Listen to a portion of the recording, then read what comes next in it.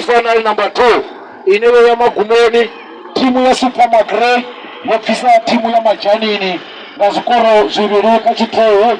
unareka mtambo wa Tom, timu ya Mabete yapisiwa nga timu ya Biket nga zikoro zibiri kagumba zazune Raymana man of the match anotaribu uthorindi yenenyi nga madzina upagai nga butu mazina lipimba cha Romeo lipo Musini. Okay, Mate Romeo uva Musina mwana mkala abala wana budzuro udindi warino wa mtambi wa Queen ka game hii ufera batambi wote bupfu anu no tosedzeni game ningari budzurumi ya rozama mara ari kutotamba zvote mara rozama rotakaranga mandangoro rosvika ka final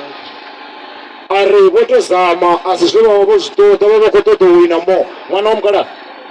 cold drink kine ngazvipinga ritotova ranividza na tafa la dindini na jia hempa yanuti danke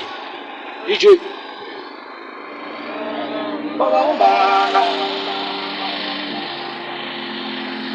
Tito